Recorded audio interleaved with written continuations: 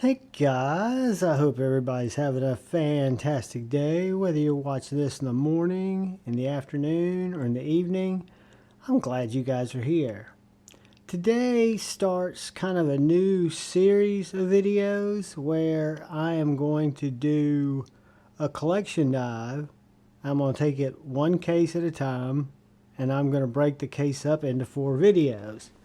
So if you look at this thumbnail, the first case that we're starting with is what I used to affectionately call my Civivi case. And I don't have any Civivis in here anymore. But that is case number 1. So what we'll have is we'll have this video, which will be 1 of 4 for case number 1. And then we'll have 3 more videos. So there'll be 4 videos for each of my 4 cases, which should make 16 videos that I'll spread out during the weeks so that they're not all back to back and they don't get monotonous. But this will keep them from getting too long, right? And I'll keep them in a playlist called Collection Dive 2024 or something like that, okay? But before we get started, I just want to thank all the channel members for coming in and checking it out and supporting the channel. I appreciate you all more than you know. And I want to thank anybody who's found their way in here to check out my knife, my EDC collection. I appreciate you all. If you're so inclined and you hadn't had a chance yet, if you hit that subscribe button and that bell notification icon, it really helps me out. So the first knife out of the first series of case number 1 is my Urban Design Company F5.5. This is the OG M390 green micarta. Wonderful, wonderful, wonderful little knife. I don't carry it nearly as much as I used to. This knife's design is to say it's a classic's an understatement. It is so comfortable. Fits my hand like a glove. You've got this thick spine, really thin, flat ground blade that's just an absolutely therapeutic slicer.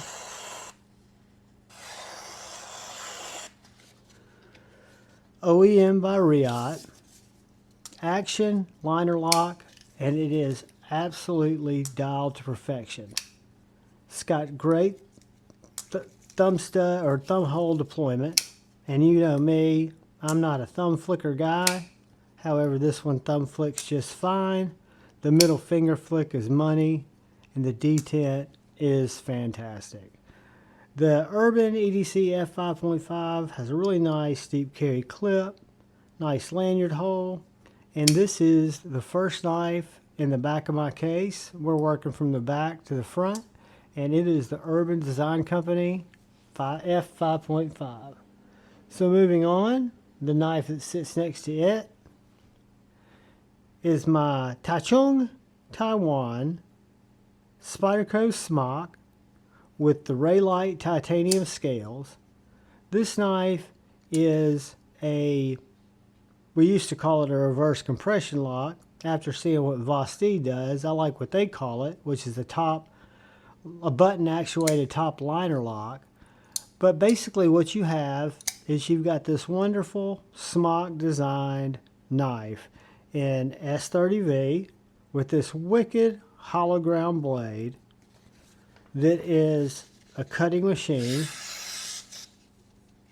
as all Spydercos are. This was uniquely slicey because it's got that wicked hollow grind. And then it came with 2 detent balls. I took one of the detent balls out because I liked it to have that drop shut action when the liner was depressed, right? Or the reverse compression lock, or the button actuated compression lock in this case. But this knife has a very neutral handle, fits my hand very well. I added a Lynch deep carry clip to it instead of the original Spyderco clip, and then swapped out the scales and the back spacer. Got a titanium back spacer and the titanium scales. But guys, I will tell you, this knife is, you've got the flipper tab here on the back that's very underestimated. No jimping on it. Kind of like the Mr. Design Zero, but you don't really need it because you've got such a good push button or light switch from that back position. And then the real joy of this knife to me is in the middle finger flick, or if you must, the thumb flick. So if you guys see me ever get a thumb flick out, you know it's very easy to actuate. But the Spyderco Smock is an absolute banger. It's the second knife in Box 1's collection in the back. And from here, we will just move right on through it. I'll try to make these videos kind of short, guys, so y'all get a glimpse into the current collection, and I'm not spending a lot of time on each knife unless there's something really to point out. So moving on, we come to the Giant Mouse Ace Atelier. The Grand Atelier is, to me, might as well be called the Baby Grand, because it is everything. Looks exactly like an Ace Grand. It's a little bit smaller. This particular one's in micarta and L-Max. It's got snappy action, drop shut, beautiful lines. The Grand and this Atelier are my favorite two Giant Mouse, not only in look but in performance. I love my Grand, and when this came out, my only regret is that I didn't get the titanium. The reason I got the micarta is all of my, or most of my, not all of them, but most of my Giant Mouse knives are in this olive micarta. But this is the L-Max Atelier.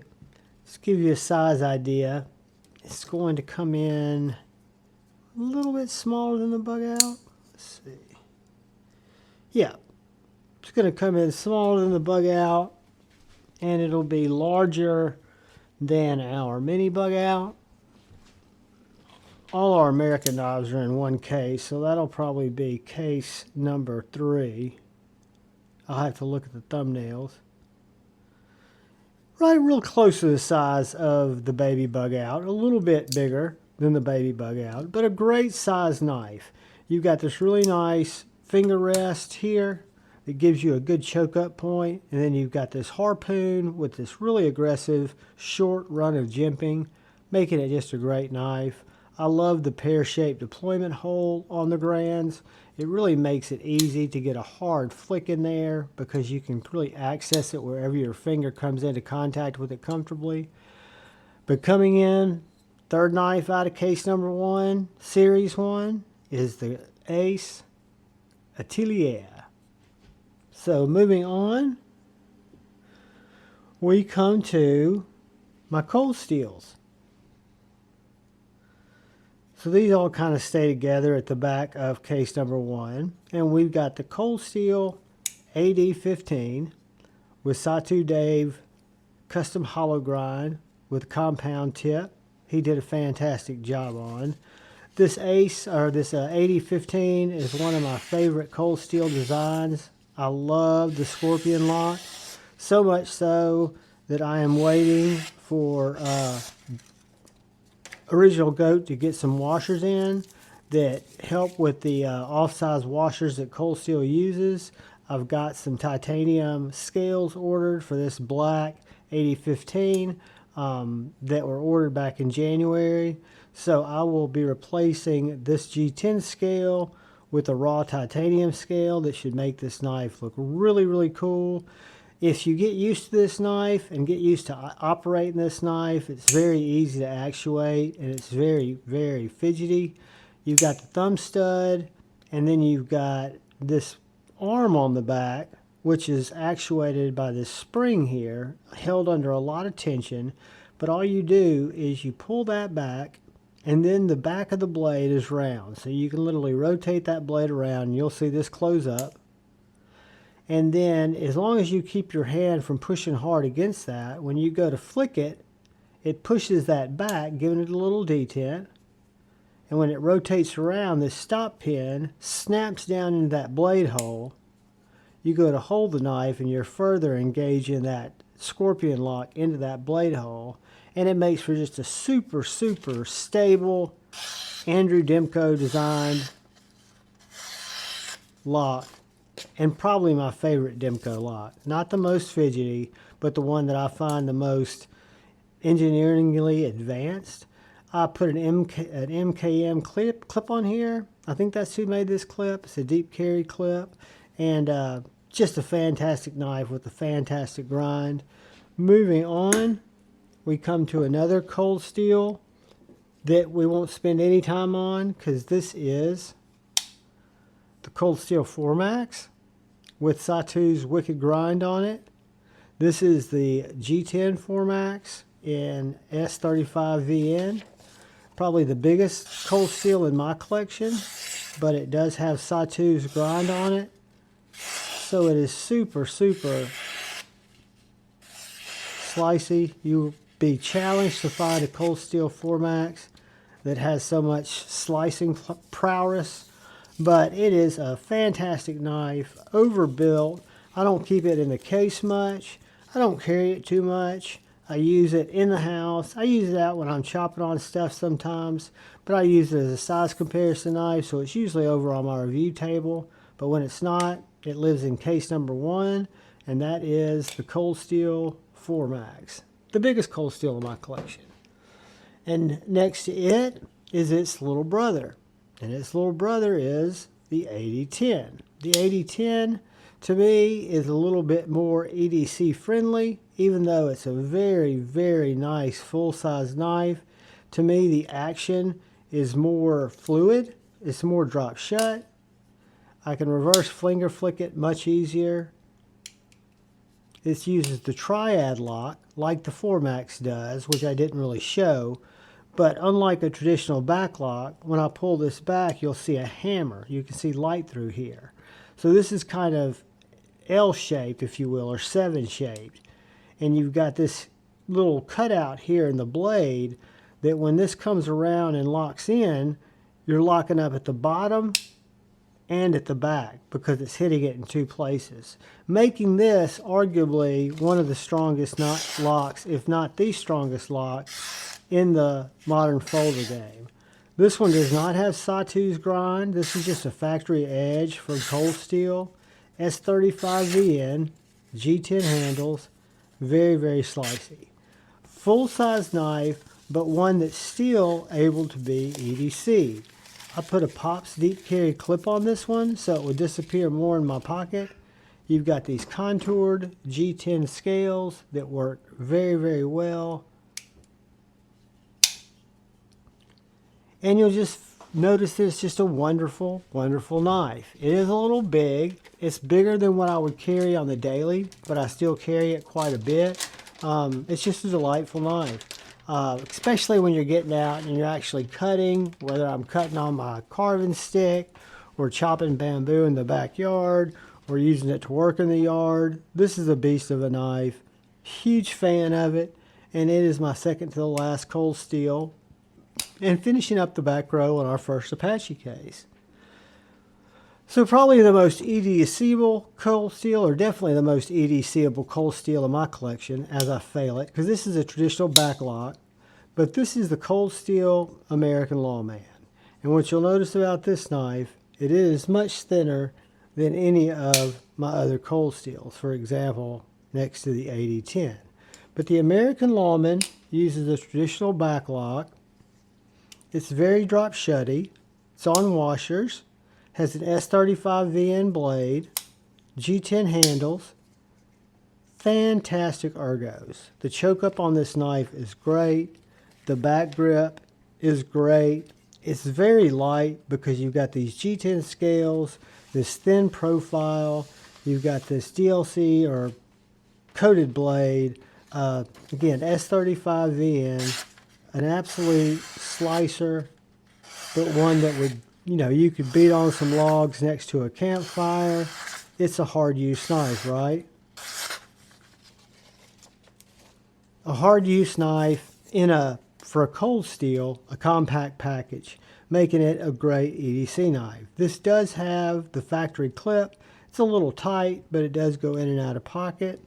I always put my finger on the cold steels up to the front of that little middle choil there, because when I go to push it and the blade falls, it hits my finger in the choil doesn't cut it off, but you got a reversible clip. Again, G10 handles, S35VN blade, and just a winner of a light knife. For cold steel, it's a light knife. For most others, it would be considered a medium to a large knife. But moving on, we come to a really unique knife. This is the Boker Invictus. This was an early knife I bought just because I thought it was cool. It wouldn't still be in the collection, but it had a big flipper tab, and this is a Birch Tree Blades designed collaboration with Boker. Birch Tree Blades is also the company that collaborated with Spyderco on the Bombshell. My buddy had the Bombshell for a while until he sold it. So this is called the Bombshell mod. This was kind of brought to life by Bearded Gear. That's where I saw it. And he sent it off to BJ Hill, his, and had it modded. I sent mine to BJ and had it modded the same way. And it consists of a flipper delete, this deep, deep acid etching, and this deep hollow ground blade. It's a liner lock just like the Spyderco Bombshell. So literally what I've got here is a little bit larger, exact replica made by a different OEM of the Spyderco Bomb Tree or the Danger Pickle. And it's all because brother Bearded Gear, aka Avant Knives, or AVNT Knives, or AVNT USA, came up with this mod, mentioned it to BJ. BJ offered to do it, and then it kind of became a thing. When people saw Bearded Gears on his channel, I know I sure wanted one. I already had the Invictus, so it was just a matter of getting in touch with BJ and sending it off, getting rid of my flipper tab, getting my blade hollow ground and acid etched, and it's just freaking awesome. Deep hollow grind, D2 blade on this one, so nothing fancy. G10 handle with some little bit of titanium or steel here, but fits the hand great. To me, it was my first modded knife, and it'll probably be a forever knife because it's not worth anything except to me. Very sentimental. Plus, it's got great action, and I love Birch Tree Blades designs, Danger Pickle and specifics. So I'm getting behind. Let me keep going. The next knife in the case number 1, series number 1, is the Ace Grand Jutland, or the Ace Jutland.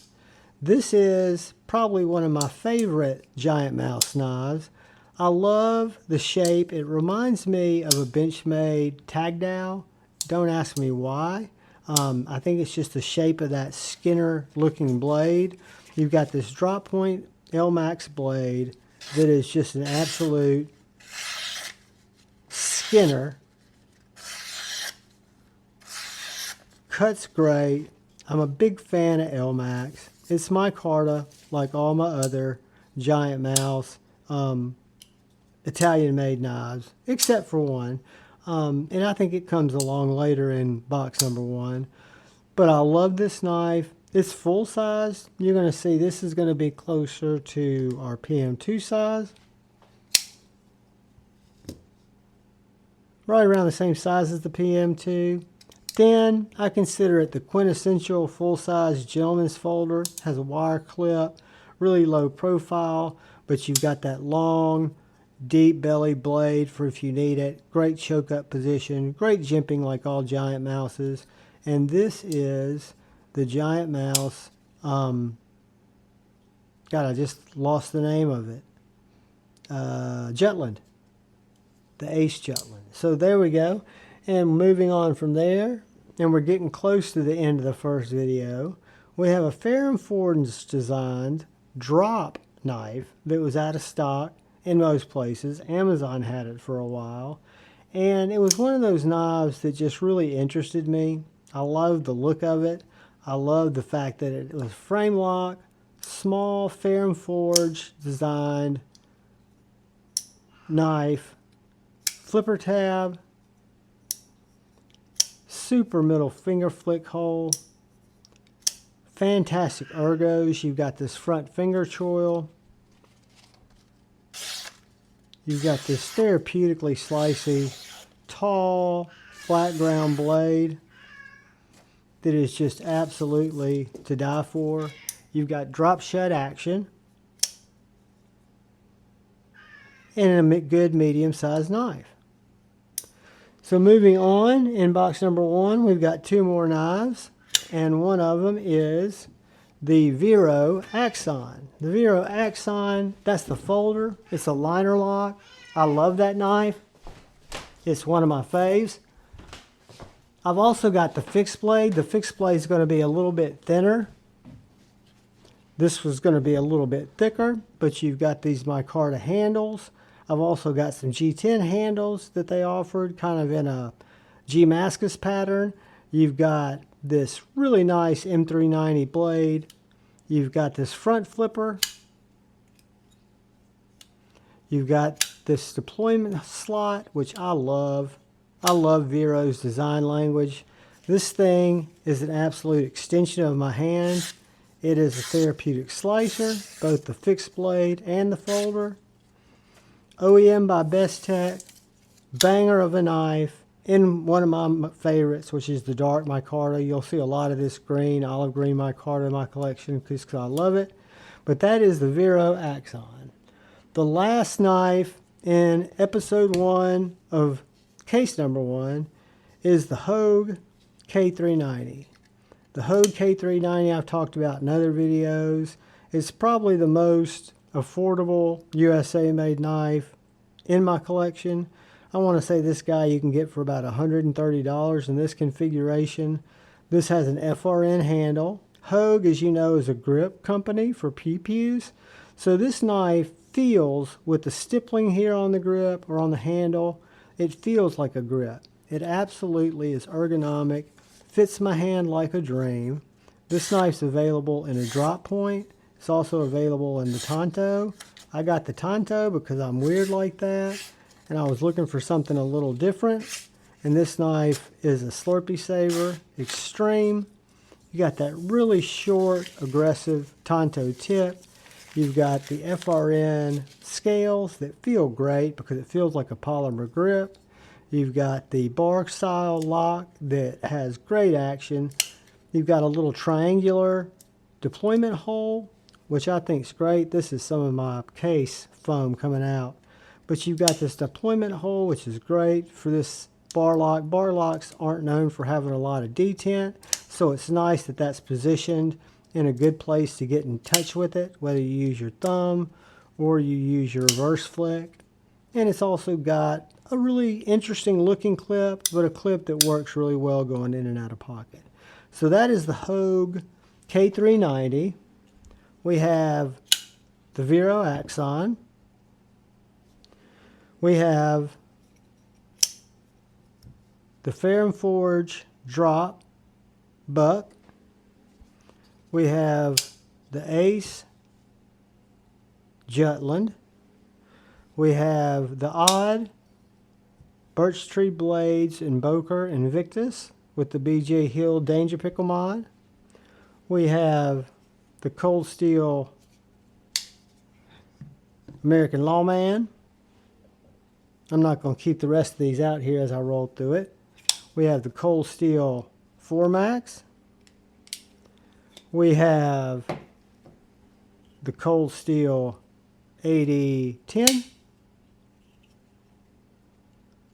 We have the Cold Steel 8015. Whoops. With the Satu grind as the 4MAX had, all in S35V. Then we have the Giant Mouse Atelier or Mini Grand. We've got the Spyderco Smock. And finally, first case series, Series 1 completed with Tippy Meow in the background. We've got the Urban Design Company F5.5. So guys, stay tuned. This is case 1, 1 of 4. 2 of 4 will be coming up in a couple of days. We'll work through this case. We'll go to the next one. I'll put them in their own playlist. I appreciate all you guys watching it. I hope this is something that's informative, entertaining, and not boring. Leave me a comment. Give me a thumbs up. Let me know what you think. I love each and every one of you. Be up. Look out for the guy or gal to your left. Please look out for the guy or gal to your right. Please look out for each other. Go forward with love in your hearts. And always choose debate, not hate. I love you all. Hope you enjoy the series. Peace.